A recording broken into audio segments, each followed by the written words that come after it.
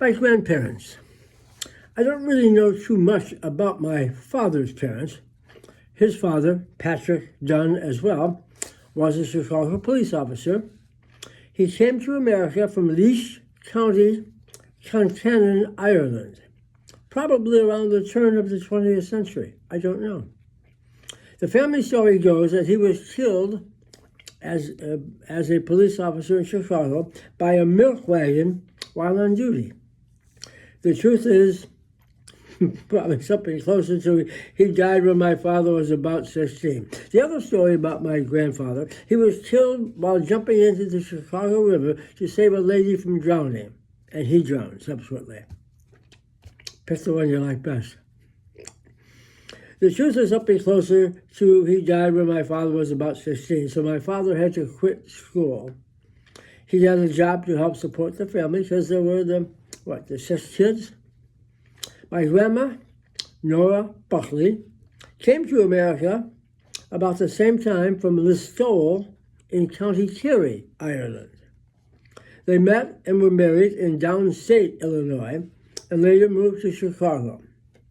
Grandma Dunn had 8 children. They were Joe, Jack, Jerry, Pat, Jim. He passed away as a youngster. And then Mary and Cecilia and Kate. My mother's parents were Esther and Frank Broadbent. Esther, who I knew as Grandma S, was also Irish. Foley was her maiden name. I don't know their lineage at all. She, however, was married 4 times, and this goes back into the 1920s, when being married more than once was a pretty rich thing. So she was married 4 times. She had 2 children, my mother, of course, and her half-brother, Bob Larson. The man I knew as my grandpa, Frank Broadbent, he too was a Chicago policeman, a detective, however, different from Patrick Dunn, who was a street officer. He was Grandma's 1st and 4th husband. He married her. She then married my mom's husband, Erickson, and then she married Larson, and then she married Grandpa Broadbent again, the 4th time. He adopted my mother, who was born as an Erickson, when they got married. I really don't know anything about his background. I do know he was shot while on duty as a police officer and always walked with a limp and a cane. Because he was a retired police officer, he always was required in the city of Chicago to carry a gun wherever he went. I thought that was pretty cool as a young man when I was young. 2 family stories. In this instrument is the information about one of the houses where I lived while growing up. It was my father's big opportunity to move up in life. It was a house at 947 North Latrobe Avenue on the city's west side, the Austin area. It was a big old house that had 3 stories and a basement that was actually just about ground level where you could live in. My father rented out the 3 apartments on the upper level. Then the rent basically paid for the house, and we were able to live there pretty much free. Mom and Dad saved the money and used it to invest in other things. The story in here was that we lived in the basement, or what was called the garden apartment. At the time, my father always laughed about living in our Irish penthouse. It was a great family joke. We had lots of fun with that. My dad took the teasing in great stride. As the saying goes, he laughed all the way to the bank. It appears that where I got my ability to tease and to be teased and take it in good fun most of my life.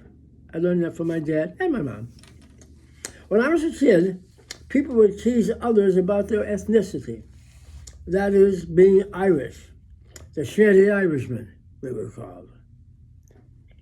or Italian, or Polish, the Dados, the Wops, the Polacks. It was all in great fun.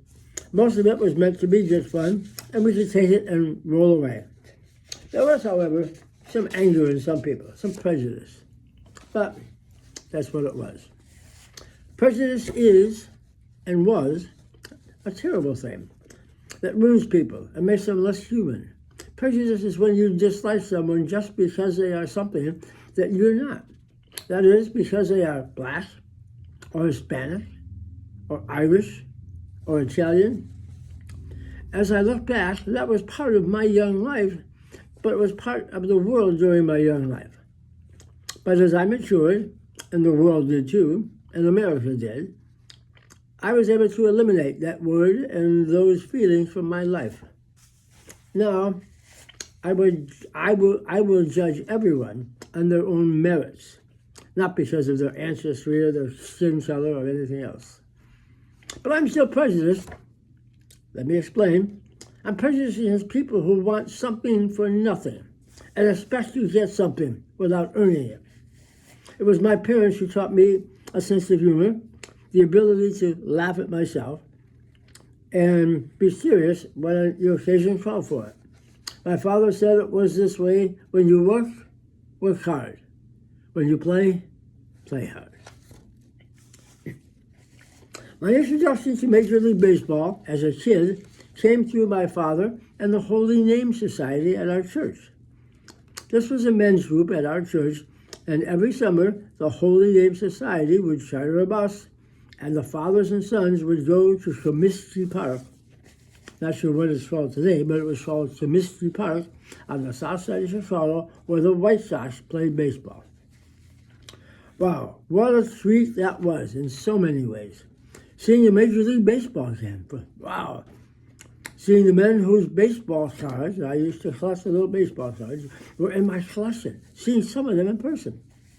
Billy Pierce and Nellie Fox and people like that.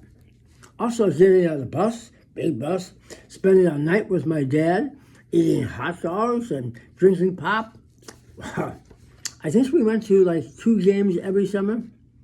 I can still remember those games and the bus rides. Those were special times. I call this Grandma's egg sandwiches. A great childhood memory because I had to walk so far to and from school occasionally. I got a great treat. Grandma S lived only 2 blocks from my grade school, where we lived about 8 or 9 blocks away. When she was home, she would invite me over for a delicious egg sandwich. It was simply a fried egg sandwich on fresh white bread and mayonnaise and a glass of milk. She cut it diagonally, not horizontally, which made it special. And when the season was right, there would also be a piece of homemade pie, usually apple pie. Grandma S was a really good cook, and this lunch was really good and real special.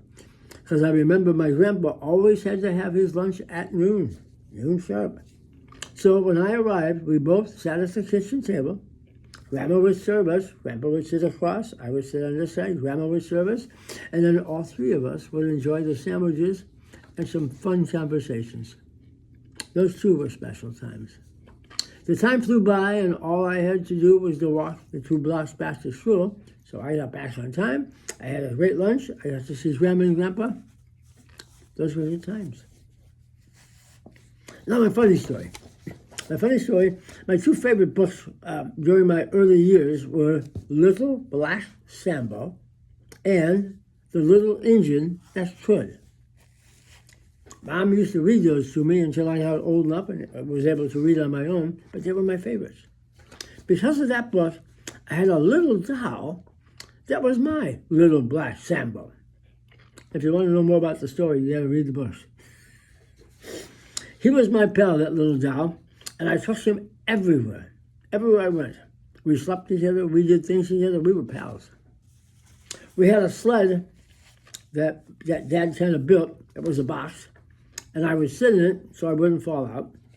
So in the winter, my mom would take me shopping in my sled, so she could also put me in there, wouldn't have to carry me, or walk slowly with me. And she could put the groceries in and pull us both home. The store was about 5 or 6 blocks away. So this time, she took me all bundled up to the store. Or should I say, she took me and Black Sambo to the store. Well, when we finally arrived home with the groceries, I was crying, because Sambo was gone. I lost my best friend. So Mom dressed us both back up again, and we went out in the ice-cold winter weather and the snow coming down, and we were searching for Black Sambo. It took a while, as I'm walking, but God bless my mom. Mom found Sambo, and all was right with the world. We were back together again. Let's talk about my teen years. Teen years, but we'll follow that in the next one. Okay? So far, so good.